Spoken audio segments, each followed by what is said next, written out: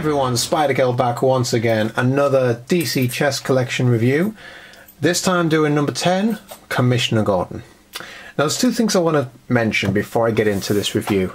First of all, there's been a lot of people subscribing to this channel since I did my last review. A lot of people added me subscribing in order to watch these. I just wanted to say thank you to everyone out there who has done that and who has subscribed with me from the very beginning. I really appreciate it, and I hope you continue to enjoy all of these reviews as much as I'm enjoying doing these. Second of all, a couple of people have been talking in the comments below my videos about the Mr. Freeze figure, asking me what I think of it and how people are just very much not happy with it, especially with the gun. Apparently a lot of people saying that they don't like the gun and asking for my opinion. I would love to give my opinion, and believe me, I will when it comes to that review. Unfortunately, I still haven't received it. There's been a problem with my subscription to the DC Eagle Moss. It's not their fault. I will say it's nothing to do with them. It was on my end, problems with my payment sort of method and card changes, just things like that. So it should be on its way. Hopefully should be getting it in the next day or so, because everything has gone through fine now. But I am very much behind on the collection. I think everyone's probably going to be getting the next two just as I get Mr. Freeze and so on. So I'm hoping for like a big box of 4 figures, to be honest. That would be great, but I haven't actually received it yet. So, but believe me, once I get it, from what I've heard, I will be commenting on that. Yeah, because I really like the Mr. Freeze character, and I hope they haven't ballsed it up as much as everyone is saying, which a lot of people have said it, so they probably have. So I'm very interested to see it. So anyway, that aside, let's move on to Commissioner Gordon. Commissioner Gordon, a figure that I was looking forward to getting. I like the Commissioner Gordon character, and honestly I don't know anyone out there who doesn't. He's a really good character across all the different stories, across the different cartoons. Just a really standout character. And the Batman films, the most recent Batman films as well, I believe, I think he was very well portrayed. Is the name of the actor who plays him in the Christopher Nolan? His name escapes me, but I think he did a very good representation of Commissioner Gordon just across the board. So I was looking forward to this one, as well as the fact, again, it was another pawn. When I actually received it, I was just blown away by how good this was. I wasn't quite expecting a pawn piece to be detailed this well. It's a brilliant figure, and I'll bring it out now and I'll show you exactly what I mean. And here we have Jim Gordon, the figure, and as you can see, it is just such a detailed and exceptional figure.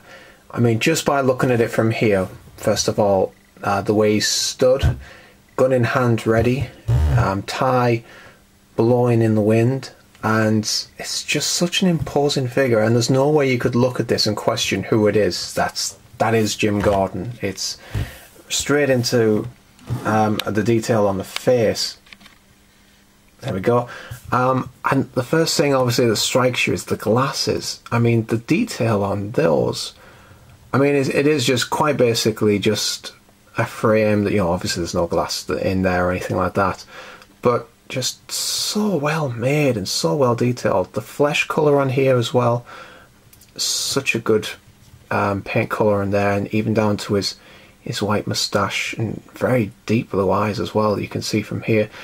And I actually honestly don't know if the eyes are very good on this figure. I suppose it's one of the good features about having glasses, is that it takes away from the eyes. So if the eyes are bad, as they are on a lot of these figures, you can't really see. I honestly actually don't even know if they are, but they look pretty good through there and everything, and just very stern and imposing look there. It's brilliant. All the way through to his hair as well, obviously a very deep grey, a few splashes of black in there. Obviously Gotham's taking its toll on him. Just a brilliant face, but through into the clothes, I've already mentioned the tie. I mean, what a brilliant idea to have the tie just misshapen like this, as if he was just stood there and the wind's caught him and it's blowing the tie. It's like with Batman when he stands there and the wind catches his cape and it flows behind him.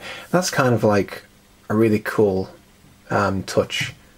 And it kind of matches through into his coat as well, as his coat's lifted out over here a little bit more as the wind's caught it.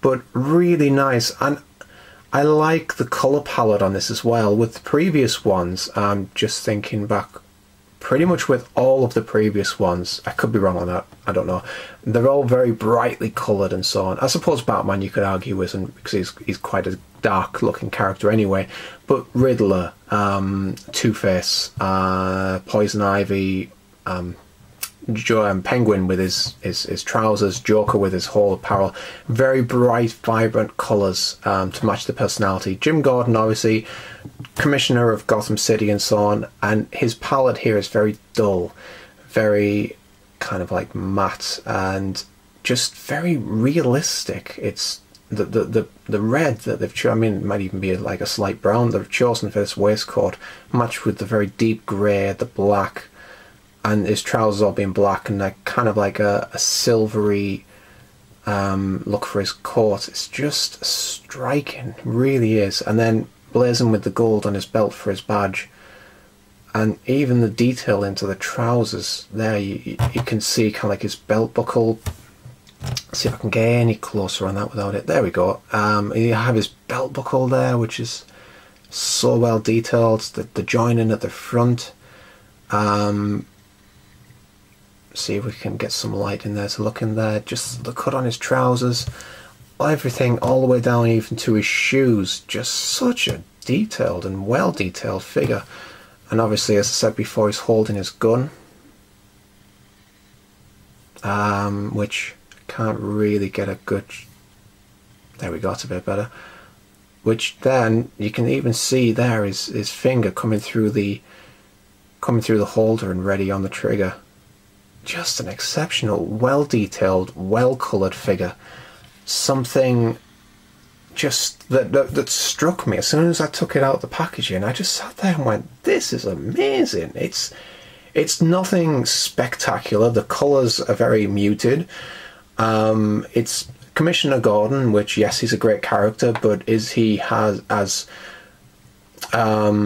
what's the word I'm looking for? Is he as powerful as the Riddler would be? You know, is he as memorable as Two-Face? Is he as fun to read about as the Joker? No, you could probably argue he's not. He's just an ordinary guy, Commissioner, Police Chief, just doing his job and doing it well. One of the very few straight cops in Gotham. You know, he's a very straight and serious character, very relatable, but it's just such a good sculpt on him. It really is.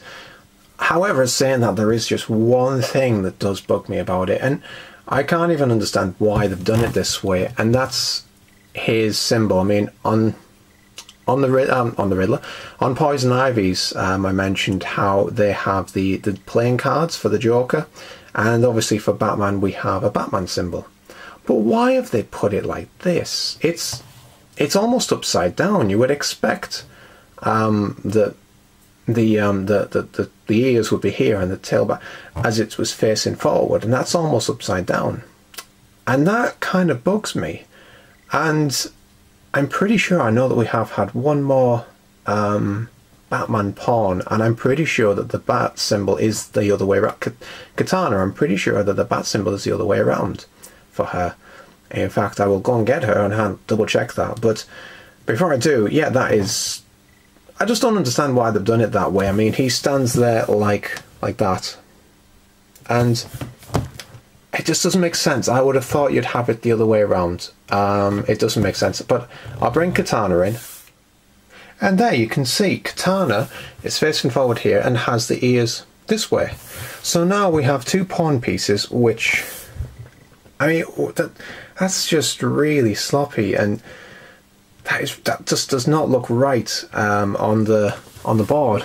And while looking at it as well, something that I've just realised while doing this, on here we have katanas, and that's really well detailed, a very nicely painted, very nicely detailed base. For Commissioner Gordon's, it's almost like the paint's been slapped on too thick, and it's hidden the detail on the brickwork. They seem to have really rushed the base for this one, and even the paintwork on the bases there, you can see the katana base is just so much better. But we'll come to her again later. But yeah, it's just so disappointing that they've done that for this one, because otherwise that would make this, in my eyes, a 10 out of 10 figure. It really would. It's the base that lets it down, makes it 8, 9 out of 10. I don't know, I don't do out of 10s. Just throwing that out there, but that really lets it down. It's a badly designed base, and I can just see it happening, that every single other pawn is going to look like that, and Commissioner Gordon's going to be the only one that's the other way around, and that will bug me. I'll be honest, that will drive my OCD just mad. So that's really disappointing, but we won't end on a negative note. Commissioner Gordon, one of the greatest figures out there. I would even push as far as to say that so far he's my favourite. Just every time I look across the board, across the chessboard, he always stands out to me. And to be able to do that amongst all of these powerful and colourful and vibrant characters is incredible for a pawn. So that's definitely in his favour. But yeah, huge fan of this one, very much so. So I hope you enjoyed the review. Take care, guys. I will be coming back again very soon for the next one. Until then, take care, and I'll see you soon.